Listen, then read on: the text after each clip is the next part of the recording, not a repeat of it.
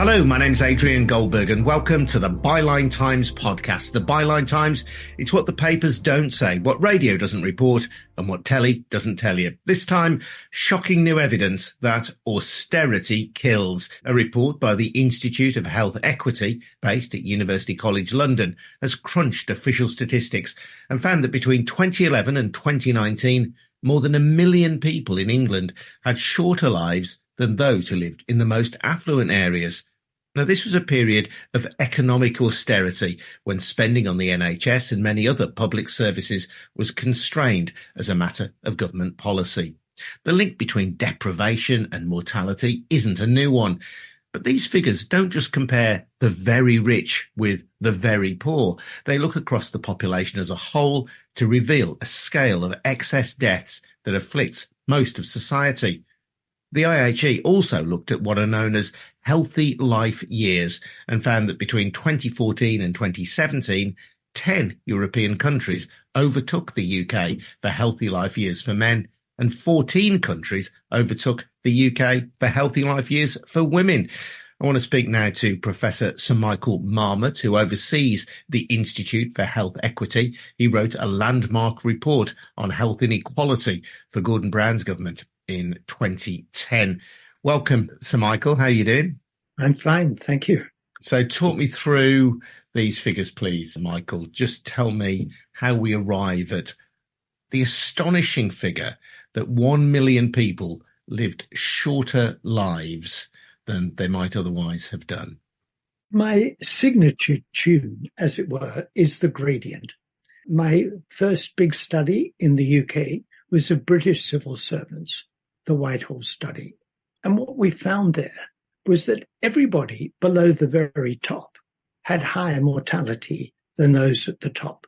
So professional grade civil servants, executive grade civil servants, none of whom is poor, had higher mortality than the top level administrators. The clerical officers had higher mortality than the professionals and executives. The office support grades, the messengers, the doorkeepers and so on, had higher mortality than the clerical officers, a social gradient. And when we look at the country as a whole, we find the same thing. Classify people by where they live, by level of deprivation. And what you find is a social gradient. Everybody below the very top has higher mortality than the group above them. Now, exactly as you said in your introduction, lots of people, myself included, when they talk about health inequality, say, look, in the area around Grenfell, in North Kensington, life expectancy is really low compared with the rich people in Kensington. And we tend to focus on the poor to illustrate the problem. But I've been studying this social gradient all my professional life. So you see this gradient, the less the deprivation, the longer the life expectancy. So the crucial question, of course, is it causal? Are you actually alleging that everybody could, in principle, have the good health of the best off 10%? And I am alleging that. And let me tell you why I am. Because suppose we were having this discussion 50 years ago, 60 years ago. Let's say it was the early 60s, and we're having this discussion. What we would be looking at is a social gradient in life expectancy. And if you ask me, oh, come off it, you can't seriously tell me that people lower down could achieve the good health of those at the top. I'd say, I bet you they can.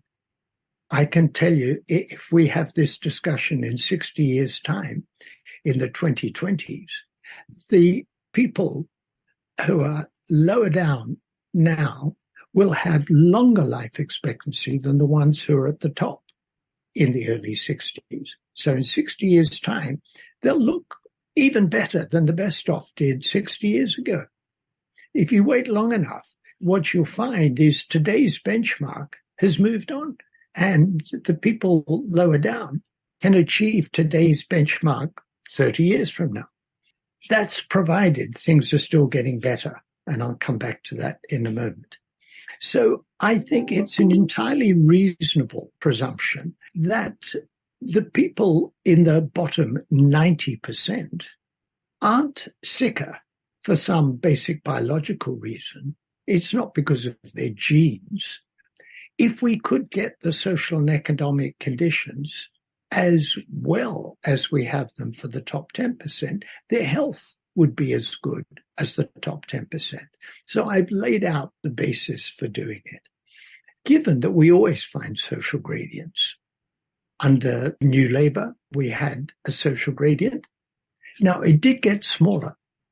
If you look by local authority, the gap between the poorest 20% and the rest in life expectancy did get smaller, starting about 3 or 4 years after New Labour came into power. So starting around 2001 or 2, and that gap continued to shrink till about 2012. So what we did was take the excess deaths in the bottom 90% compared with what it would have been if they had the low mortality of the top 10%. In 2010 and 11, then looked at what had happened to that excess over the decade of austerity. And what we found was the excess kept increasing. So we did two things. We said how many excess deaths were there over the decade, and that was the figure you quoted of around 1 million, and how many excess deaths, how many extra were there in that decade compared with 2010. And that was about 148,000. So we could say that of the 1 million excess deaths associated with being in the bottom 90%, about 148,000 of that 1 million were due to austerity, which is huge. What do we mean by excess deaths? Because people might say, well, look, a death is a death. What defines an excess death? Yeah, it's a good question. In a fundamental but trite sense, we're all mortal, we all die. So, you can say, what are you talking about? We're all going to die. Of course we are. So I say it's fundamental, but it's trite. It's sort of obvious. That's not saying anything. If we, for example, take somebody age 50 to 59, what was the death rate in the best off 10%? What was the death rate in the worse off 90%? That difference, that number of deaths, is the excess. And then you do that for 60 to 69, 70 to 79. So at each age-specific mortality rate, you get more deaths per 100,000 in the bottom 90% than you do in the top 10%. So they're the excess deaths. And we always have those, as I said earlier, but we got more of them during the decade of austerity. So the calculation is we've got about 1 million, and that's 148,000 more than we would have had if the level of excess had remained as it were in the decade before austerity began. So the excess death figure is obtained by assessing the death rate amongst the top 10% as measured by income, as measured by lack of deprivation. As measured by the index of multiple deprivation. It's an Office for National Statistics figure. So you classify people by where they live. You classify where they live by the index of multiple deprivation. Not everybody who lives in a rich area is rich. Not everybody who lives in a poor area is poor. But in general, the greater the deprivation of the area, the greater likelihood that the people living there correspond to that level of deprivation. You said that during the time of New Labour, the gap narrowed, the gap life expectancy narrowed. Was that because New Labour placed a specific emphasis, a focus on narrowing that gap? They did. They had a health inequality strategy.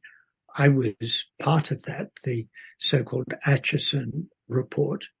We were convened in, I guess, 1997, And we reported, I think, 1999. So it took a while to elaborate the strategy. And part of it was place-based, focusing on deprived areas. And they did have a strategy and goals to reduce health inequalities. And I said to them towards the end of the period in office, I'm afraid you haven't done as well as you would have liked. And I was just looking at the numbers. I wasn't making a party political point. I said life expectancy did improve for the worst off, so that's good. But you didn't do too well in narrowing the gap. Turned out I was wrong.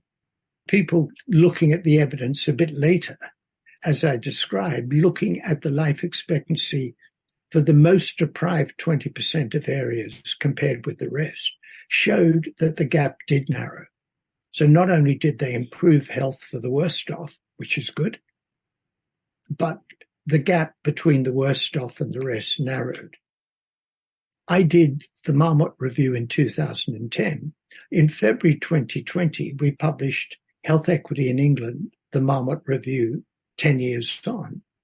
And we looked at what had happened.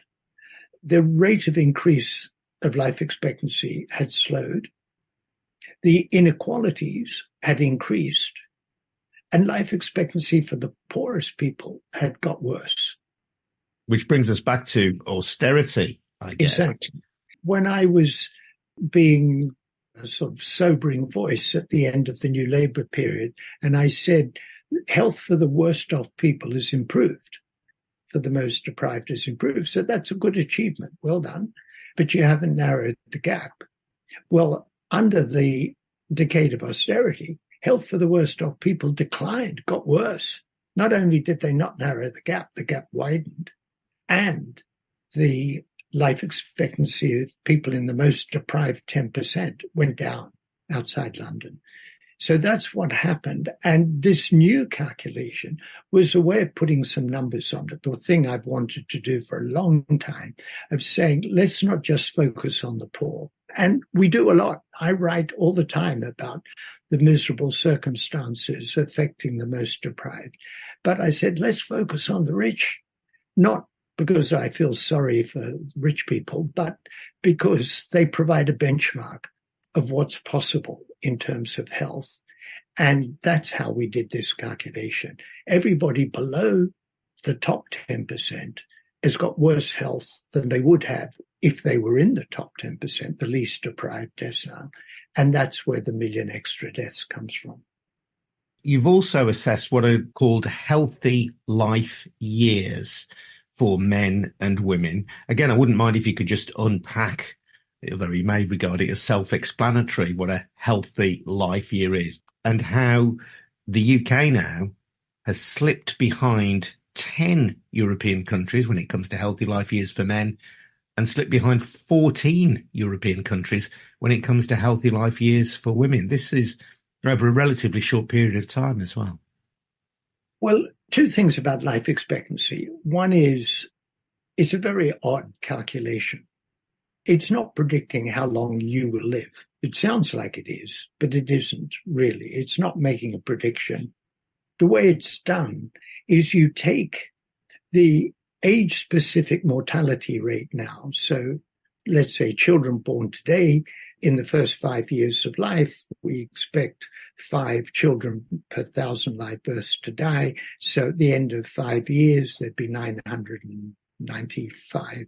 And then you say, what's the mortality rate today for age 5 to 9, 10 to 19, 20, 29, and so on. And then we add it all up and we say that comes to a life expectancy of 82 for women, 79 for men, or whatever the figure is. It's roughly something like that. As I say, it's not a prediction. But people, assuming they understand what I just said, which sounds like gobbledygook, say, well, I don't really care if I live to 81 or 82. I care about the quality of life, how healthy I am. The inequalities in healthy life are much bigger than the inequalities in life expectancy. So if we ask people at the census or some survey, how would you rate your health? Or do you have long-standing illness or disability? What we see is the social gradient. The greater the deprivation, the worse people's health. And if we then calculate healthy life years, years spent without illness or disability, as I say, that gradient is even steeper. So people in the most deprived areas, not only do they have shorter life expectancy, more of those shorter lives will be spent in ill health. And that really matters to people. They care about their life expectancy, but they care about how much of their life will be healthy. And those inequalities are huge. And what we saw in the decade after 2010, that actually healthy life expectancy got worse, particularly for women. So if you do surveys of how healthy people are, they were getting sicker, getting less healthy. And that's why we've slipped back in the European rankings, because that phenomenon in Britain was more marked than it was in other European countries. I think the period you looked at for healthy life years was between 2014 to 2017 when you were comparing with European countries. That's actually a very short period of time, but in that period, there is quite an alarming drop-off in healthy life years in the UK. Yeah, there was. And when we looked at the whole decade from 2011 to 2019, we saw health getting worse for women and no improvement in healthy life years. You ascribe this to austerity, and I can understand the calculation that you've laid out for excess deaths being related to austerity. But how can we be sure that the number of additional excess deaths that you've described, and indeed the decline in healthy life years, is attributable to austerity? It could be coincidence. It could potentially be due to other factors, couldn't it? Very much so. It's the right question. And we've worried about this all the way along. And we've been careful not to overclaim causation. So we've been really quite cautious. In fact, when we published our 2020 report, I was asked on the BBC, how can you say it's due to austerity?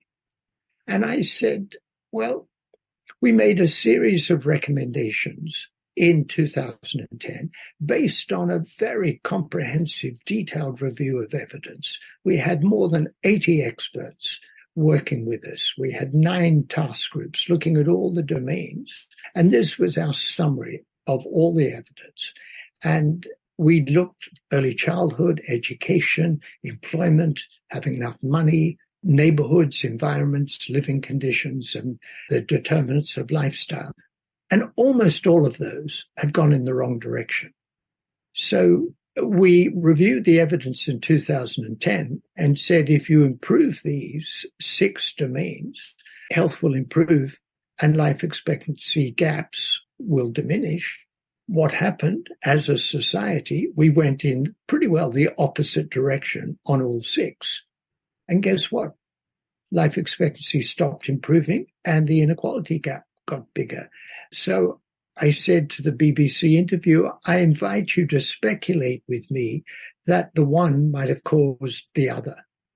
So that's not strong proof of causation, but I think that's a reasonable speculation. The second part, let's look at funding to local government.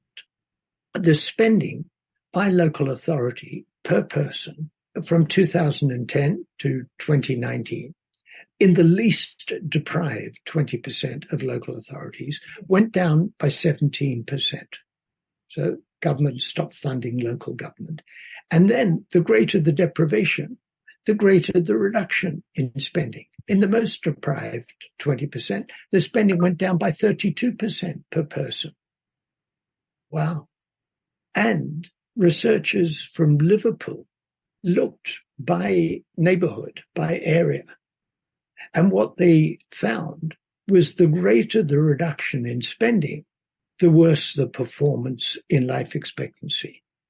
So I was being cautious and saying, I invite you to speculate with me that A causes B and a deterioration in A leads to a deterioration in B.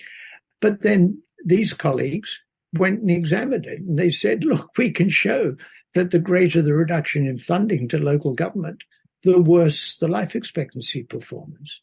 So it was a prima facie case that there was causation going on.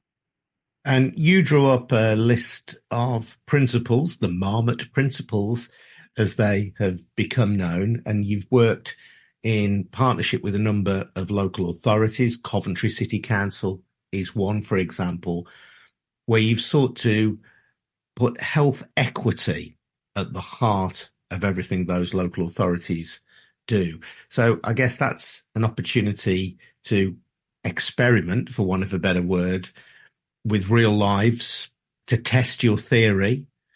What are the Marmot principles and how has that worked out? Well, the Marmot principles, I summarized them briefly a moment ago, but give every child the best start in life. Number 2, education and lifelong learning. Number 3, employment and working conditions. Number 4, everyone should have at least the minimum income necessary for a healthy life. Number 5, healthy and sustainable places in which to live and work, so housing, neighborhoods, and environment, air pollution, and the like. And number 6, taking what I call a social determinants approach to prevention. So in other words, you don't just say, don't smoke, run round the block, eat healthily. You understand the constraints on why people don't listen to your advice, why it's difficult to eat healthily if you're poor, and so on. So those were the 6. Coventry, not prompted by me, picked it up. I mean, I had been to Coventry and I'd lectured there and talked about it, but I didn't say, Coventry, please do this. Coventry said, we're going to become a Marmot city. We're going to take on your 6 domains and we're going to make them the basis for planning, not just for the healthcare system, not just for public health, but for the city of Coventry. It was led by the chief executive of the city government and the political leader, and they got education, the voluntary and community sector, the health system, the police, the fire and rescue service, all bodies working together to say, let's make these 6 the basis of how we improve lives in Coventry. And the result has been? Again, I'm cautious about attributing cause and effect. It was not a pucker experiment. If you want to know, does a COVID vaccine work? You do a randomized controlled trial and some people get the vaccine and some don't, and you see how many get COVID and so on. So this was not that kind of experiment. We don't have a proper control group. It wasn't a pucker experiment. So I'm cautious. But what I can say, what we looked at, the proportion of 18 to 24-year-olds not in employment, education or training went down. The proportion of people in work earning a real living wage went up. The percent of children ready for school, good level of development, age 5, improved. So I've given you the caveats. I'm not overclaiming. I'm not saying that proves Coventry works, but it's encouraging, indicators moving in a good direction. All of those elements will hopefully in the long term lead to lengthier lives for the people of Coventry and also, very importantly, healthier lives in the time that they're on this planet as well. That's why they're doing it, and we'll have to see. Now, Coventry has widespread deprivation and some pockets of deep deprivation. So they start with a lot of disadvantage, but what they're trying to do is overcome that disadvantage. And that stems from embedding these 6 principles into every decision the local authority makes, albeit in a very challenging time financially for local authorities, as we have discussed. One final question for you, Michael.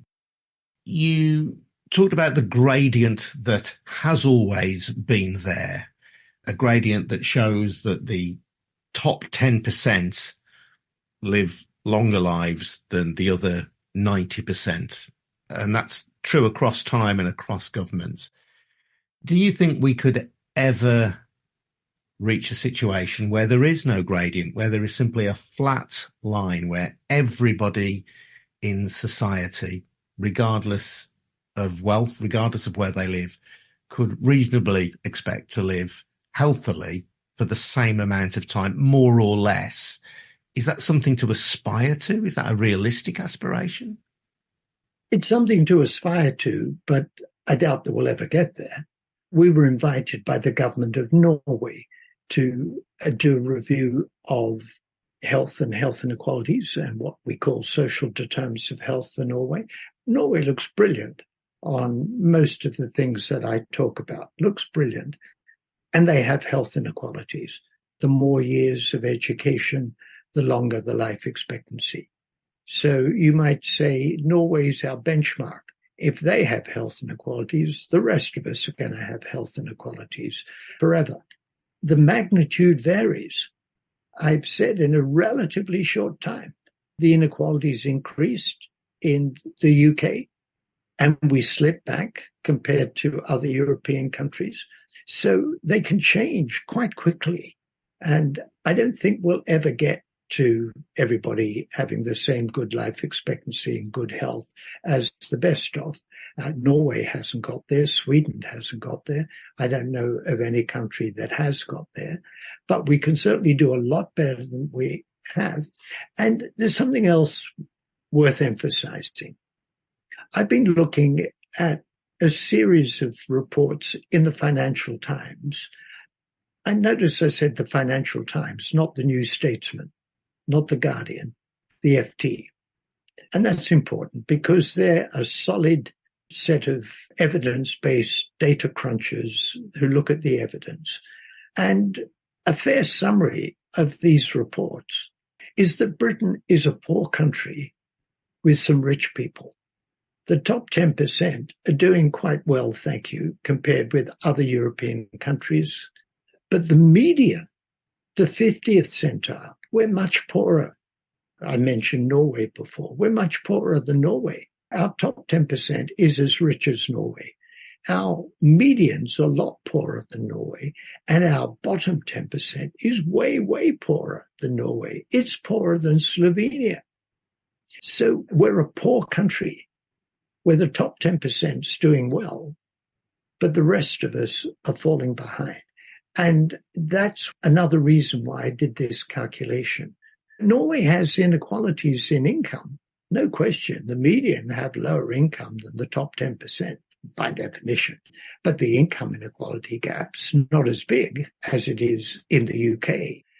So we would like to get to a stage where more people are benefiting from the better economic circumstances and social circumstances as the top 10% are. And then we'd have fewer excess deaths and a smaller gap between the top 10% and the rest. Michael, thank you so much for your time. Always fascinating to speak to you. And you can look back to a previous podcast we did after that 2020 review of the initial Marmot report. You'll find that in the back catalogue of the Byline Times podcast as well. If you want to support our work here on the podcast, you can take out a subscription to the Byline Times. Head over to bylinetimes.com to find out more details. We are available now on selected newsstands. You can find us on Substack as well, Byline Supplement.